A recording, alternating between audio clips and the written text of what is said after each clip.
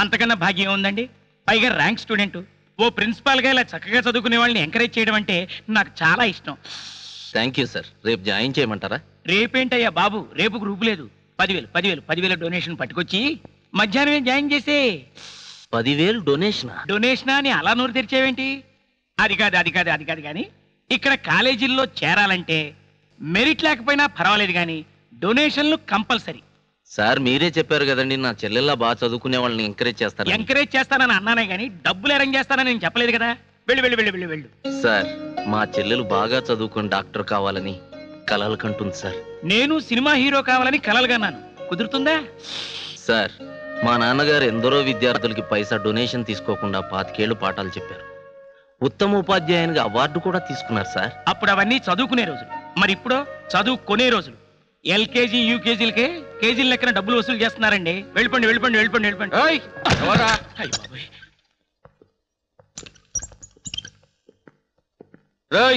ఎవడ్రా ఇక్కడ ప్రిన్సిపాల్? నమస్కారం. ఆ దౌర్భాగ్యుడిని నేనే బాబు. ఏందిరా మమ్మల్ని చూసి దాక్కుంటున్నావు? దాగుడు మూతలాడుతున్నా? మీరు వచ్చిన ఫోర్స్ కి బాంబు పడిందేమన్న భయం వేసి. యాదగిరన్న కప్తాలు పంపుతలేమంట. బతకాలనా లేదారా? లేదు. ఉంది. నేను ఇలా పట్టుకొద్దామని అనుకున్నాను. మీరు ఇలా వచ్చాయి. అలాగే. ఎంతరా ఇది?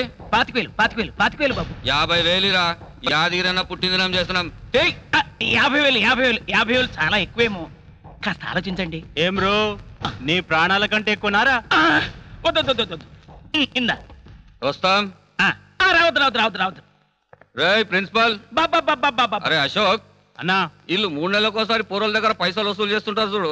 ఏమంటారు దాన్ని? టర్నింగ్ ఫీజు అన్నా. అదే టర్నింగ్ ఫీజ్. అది టర్నింగ్ ఫీజు కాదు బాబు, టర్మ్ ఫీజు. అదేరా, గట్లనే మేము కూడా 3 నెలలకోసారి వస్తాము. పైసలు ఇవ్వాలి. యాదగిరి ఆర్డర్ వేసిండు. వస్తామల్లా. అలాగే 10,000 కట్టమంటే 25 సినిమా డైలాగులు చెప్పావు. చూసావుగా వచ్చిన వాళ్ళకి ఎంత అప్పనంగా 50,000 ఇచ్చి పంపించాను. అలా 50,000 ఎందుకు ఇచ్చారు సార్? వెళ్ళలేదా? యాదగిరన్న పుట్టిందినో. ఒకవేళ నేను డబ్బులు ఇవ్వలేదనుకో, వాడి పుట్టిందినం నా తద్దినం ఒకే రోజు జరుగుతాయి. లేవని చెప్పి పంపించవచ్చు కదా సార్. లేవని చెప్పి పంపించేయడానికి వాళ్ళు వెన దొంగిలించడానికి వచ్చిన చిన్ని కృష్ణులు కాదు, ప్రాణాలు తోడేయడానికి వచ్చిన యమభటులు, యాదగిరి మనుషులు. అది కాదు సార్. సార్ లేదు, సాంబార్ లేదు. 10,000 పట్రా. సరే సార్, రేపు డబ్బులు కట్టి మా చెల్లెల్ని జాయిన్ చేస్తాను. వస్తాను సార్. మంచిది. కాస్త బ్రతిమలాడుతూ అడగాల్సిందిరా చిన్న. బ్రతిమలాడటమా? కాళ్ళు పట్టుకోవటం ఒక్కటే తక్కువ. అంత బ్రతిమలాడే. చెప్పమ్మా నాన్నగారితో. అవునా? అయినా ఏం సిటీ నాన్నగారు ఇది? షాప్ పెట్టుకుంటామంటే మామూలు, కాలేజీ సీట్ అడిగితే డొనేషన్లు. చచ్చా, ఎక్కడ చూసినా రౌడీలు, గూండాలు. ఏంట్రా ఆలోచన? అన్నం తినకుండా? ఏం లేదు నాన్నగారు, ఎవరో యాదగిరి మనుషులమని 4 రౌడీలు వచ్చి ప్రిన్సిపల్ ఖర్చు చూపించారు. కిక్కురు మనకుండా 50,000 రూపాయలు క్యాష్ తీసిచ్చాడు. అది చూసిన దగ్గర నుంచి నాకు ఆలోచన వచ్చింది. ఏమిటది? వాడికి 10,000 కట్టడం కంటే 10 రూపాయలు పెట్టి కత్తికొనికెళ్తే చాలు. దడుచుకొని దండం పెట్టి మరి సీట్ ఇస్తాడు చెల్లాయికి. జై బోలో గణేష్ మహారాజ్ కి. ఎవరు లోపల? పెద్ద బాబు, ఎవరు అడుగు తినేవాడు వచ్చినట్టారు చూడు.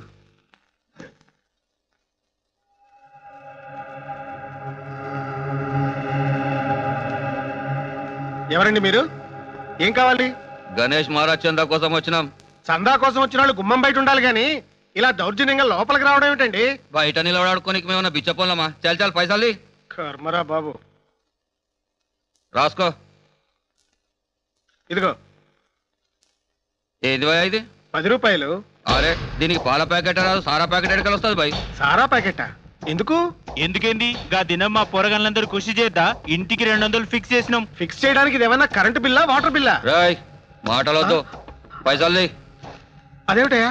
అరే ఏంటి జబర్దస్తి?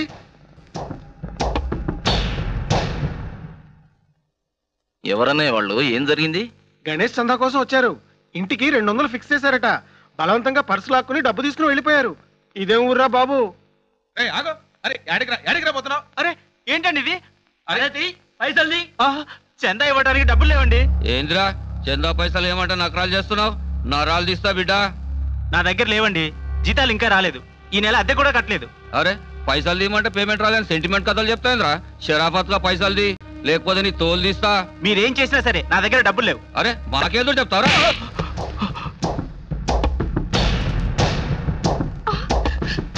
ఏమండి, ఏమైందండి?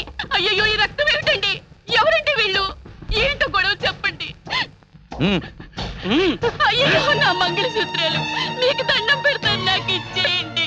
ఏయ్, నీ మొగానికి చెప్పు పైసలు ఇచ్చి పుస్తకాలు తీసుకోపోమని. ఏమండి, ఏమిటండి దౌర్జన్యం?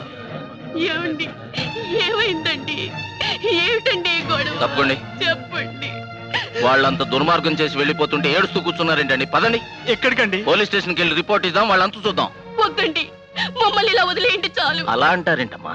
ఆ దుర్మార్గులను అలాగే వదిలేస్తే ఈ రోజు మీ మంగళసూత్రాలు లాక్కెళ్లారు, రేపు మిమ్మల్ని ఎత్తుకెళ్తారు. అవును సార్, పదండి స్టేషన్ కి. వెరీ గుడ్, రండి. చిన్న ఇంతమందికి పట్టణ గొడవ నీకెందుకురా?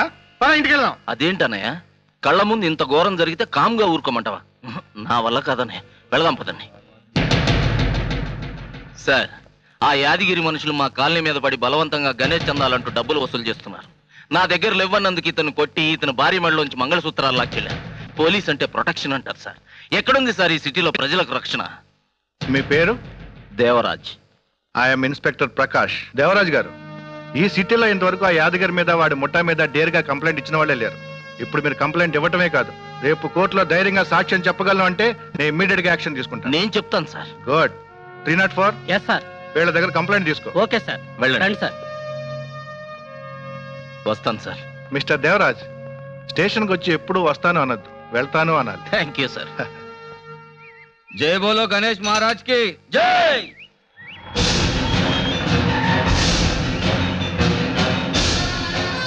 ఏంటి సార్, దారి తప్పొచ్చురా మా తప్పొచ్చురా? Shut up rascals. మధురానగర్ కాలనీలో దౌర్జన్యంగా చందాలు వసూలు చేస్తున్నందుకు ఓ ఇంటి వాడిని కొట్టి ఆయన భార్య మెళ్ళ మంగళసూత్రాన్ని బలవంతంగా లాక్కెళ్లేందుకు మిమ్మల్ని అరెస్ట్ చేస్తున్నాను. ఏయ్, మా దగ్గరకు వచ్చిన పోలీసు వాళ్ళు దోస్తులుగా కూర్చొని తాగిపోయారు కానీ ఇట్లా అరెస్ట్ చేయడానికి వచ్చిన నిన్నే చూస్తున్నా బాయ్. అయినా గాని పెళ్ళని పట్టుకుంటే నీదేం పోయింది భయ? యాదగిరి మనుషులంటే మీ డిపార్ట్మెంట్ లో పెద్ద పెద్ద వాళ్ళు ఉచ్చబోసుకుంటారు.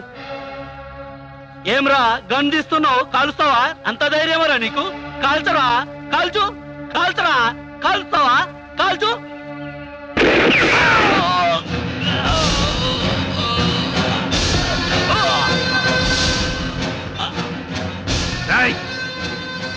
ఎవడైనా సరే పిచ్చి పిచ్చి వేషాలు వేశారంటే కాల్చి పారేస్తారు రౌడీ రాస్కెల్స్.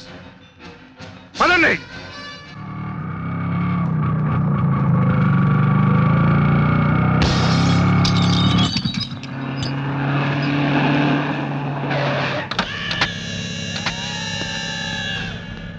నమస్తే ఇన్స్పెక్టర్.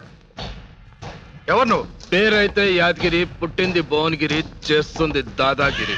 అయితే నా అడ్డాకొచ్చి నా మనిషిని చంపి మా వాళ్ళని అరెస్ట్ చేసినావంట. గంత ధైర్యం ఆడికెళ్ళి వచ్చిందిరా మీ పోలీసు వాళ్ళకు? సినిమాలు చూసి మీరు కూడా హీరోలు అయిపోదాం అనుకుంటున్నారా? నీలాంటి గోండాల గుండెలు చేల్చడానికి హీరోలే కానక్కర్లేదురా, సిన్సియర్ ఆఫీసర్ అయితే చాలు. షబాష్. పరమవీర చక్రకి 10 అడుగులు దూరంలో ఉన్నట్టున్నావు. ఇంతకు నువ్వు ఎందుకు వచ్చావో చెప్పలేదు. చెల్లమ్మకి తెల్ల చీర దెమ్మని తమ్ముళ్ళని పంపిన. మ్యాచింగ్ బ్లౌజ్ నువ్వు తెచ్చుకుంటావో నన్ను దెమ్మంటావో అడుగుదామని. నార్మాయ్, నీ బెదిరింపులకు భయపడి నీ వాళ్ళని వదిలేస్తాననుకున్నావా? జైలు ఓసలు వెనుకున్న నీ వాళ్ళ వెన్నుపోసలు వంచి నీ గుట్టు బయట పెట్టేస్తా. నెక్స్ట్ కోట నీకే, జాగ్రత్త.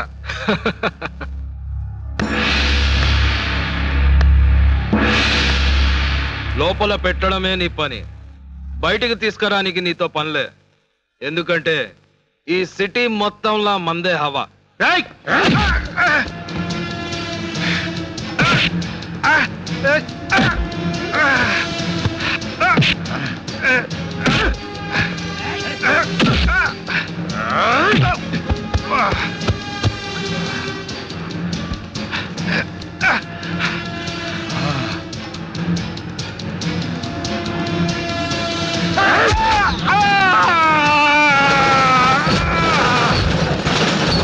సార్, డ్యూటీ గురించి మళ్ళీ కలవమన్నారు.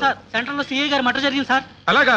ముందు వెళ్ళవయ్యా బాబు, సెంటర్ లో సిఐ గారి మర్డర్ జరిగిందంట. అది కాదు సార్, నా డ్యూటీ. తర్వాత అయ్యా బాబు, బతికుంటే బ్లాక్ లో టికెట్లు ప్లీజ్ సార్, నా డ్యూటీ గురించి.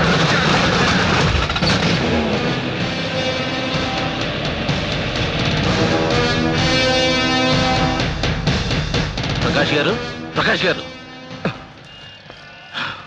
Sir, what happened?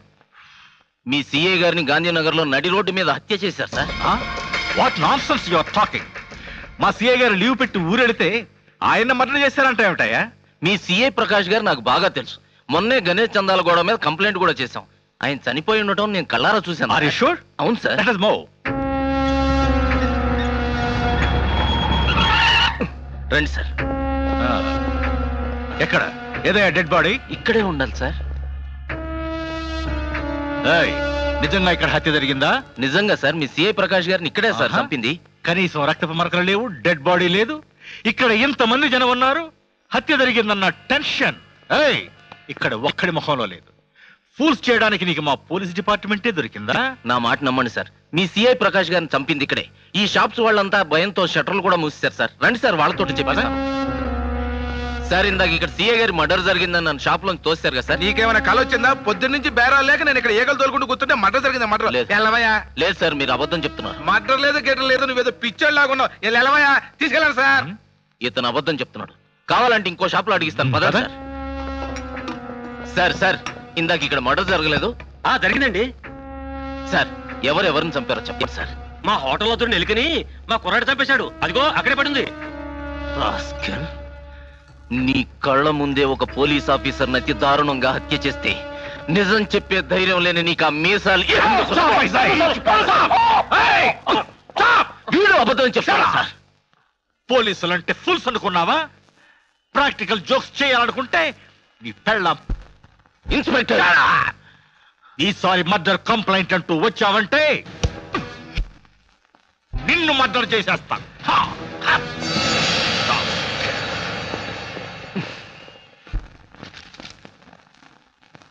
బాబాయ్ బాబాయ్ నన్ను సినిమాకి తీసుకెళ్ళవా? ఈ రోజు కాదు నాన్న, రేపు తీసుకెళ్తాలే. ఏమిట్రా అలా ఉన్నావు, ఒంట్లో బాలేదా? అదేం లేదన్నయ్య. ఒకవేళ ఇంటర్వ్యూలో అప్సెట్ అయ్యాడేమో. పోతే పోయింది, ఈ ఉద్యోగం అప్పితే ఇంకో ఉద్యోగం దొరుకుతుంది. నువ్వేం వర్రీ కాకయ్యా. వర్రీ ఉద్యోగం గురించి కాదు వదినా. గాంధీనగర్ లో నడి రోడ్డు మీద సిఐని యాదగిరి అతి దారుణంగా హత్య చేస్తే ఒక్కడంటే ఒక్కడు కూడా చూశానని చెప్పట్లేదు. జరిగిందేదో జరిగిపోయింది. అయినా ఊళ్ళో విషయాలు నీకెందుకురా? నువ్వు కూడా ఇలా మాట్లాడతావేంటన్నయ్య? రేపు నాకు కూడా ఇలాగే ఏదైనా జరిగితే మీరంతా ఏం పట్టినట్టు ఊరుకుంటారా? అవేం మాటలు రచన? కళ్ళ ముందు అన్యాయం జరిగితే కంప్లైంట్ కూడా ఇవ్వకపోతే ఎలా నాన్నగారు?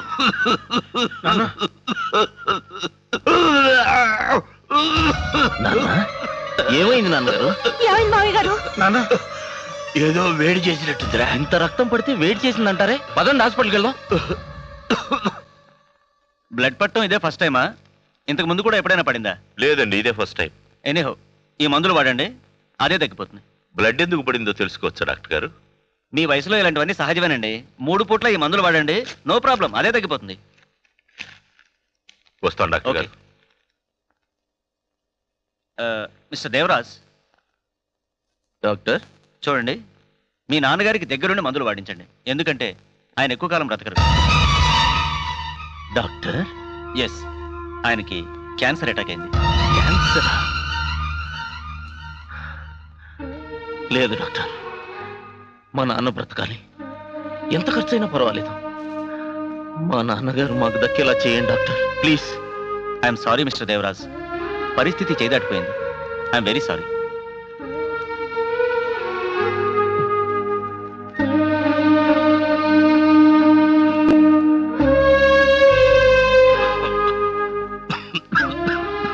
ఏమన్నారా డాక్టర్ గారు? అబ్బాయి ఏం లేదు నాన్న, మందులు వాడితే తగ్గిపోతుందంట. ఈ ముక్క నేను ముందే చెప్తే వింటారా?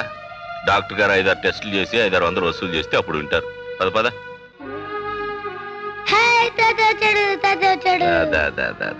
తాతయ్య దొంగ పోలీస్ ఆట ఆడుకుందో రా తాతయ్య. నాకు నీరసంగా ఉంది నాన్న, కాసేపు పడుకొని తర్వాత ఆడిస్తాను. ఇప్పుడు ఆడుంచాలి. రేయ్, తాతయ్యకి ఒంట్లో బాగాలేదు, నువ్వు వెళ్ళి నాన్న. నాన్నగారు మీరు వెళ్ళి రెస్ట్ తీసుకోండి, నేను మందులు తీసుకొస్తాను.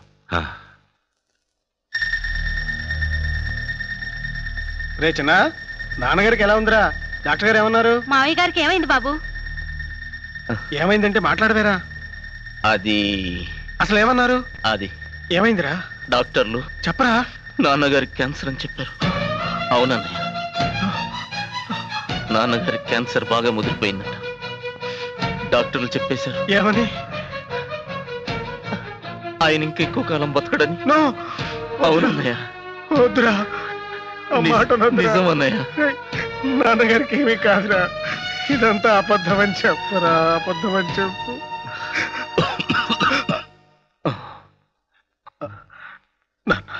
మీరు రెస్ట్ తీసుకోమన్నానుగా, మీరెందుకు వచ్చారు నాన్న? నా కొడుకుల ఎదుగుదల చూద్దామని. నాన్న, ముసలోడు ఎప్పుడు పోతాడా, ప్రావిడెంట్ ఫండ్ ఎప్పుడు వస్తుందా, పాలసీ డబ్బులు ఎప్పుడు తిందామా అని ఎదురు చూసే కొడుకులు కూతుళ్ళు ఉన్న ఈ లోకంలో వయసు మళ్ళిన తండ్రి చావు గురించి ఇంతగా తపన పడుతున్న కొడుకుల్ని చూసి గర్వపడుతున్నాను. నాన్న, ఇంకా నాకేం కావాలరా?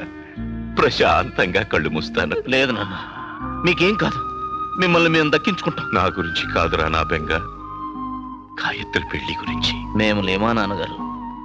మీ మీద ఆ నమ్మకం నాకుందిరా. కానీ ఒక కోరిక, ఉన్నన్నాళ్ళు పిల్లలకు పాఠాలు చెప్పుకుంటూ మనశ్శాంతిగా మన ఊళ్ళోనే బ్రతుకుతాను. నన్ను మన ఊరు పంపించేయండిరా. నాన్న, మీరు కాలు కింద పెట్టకుండా చూసుకుంటాం. తల్లిగా, తండ్రిగా, గురువుగా అన్ని మీరే పెంచిన మిమ్మల్ని మీ చివరి దశలో కంటికి రెప్పలా చూసుకోవడమే మేం మీకిచ్చే గురుదక్షిణ నాన్నగారు. అవునా?